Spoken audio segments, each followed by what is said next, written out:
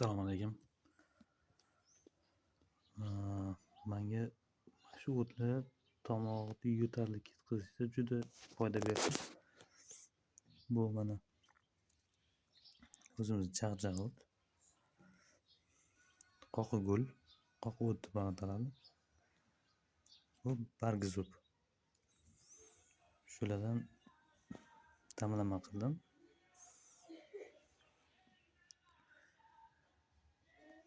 Ozgina ko'k choy bilan qora choy qo'shdim. Damlama ta'mi juda yaxshi. Balki sizlarga ham yordam berar. Faqat shu allergiyaga naqd ko'rasizlar. Men bargizubcha ko'p ishlatsa bo'lmas ekan. Qo'qi o't bularni ko'kdan soldim.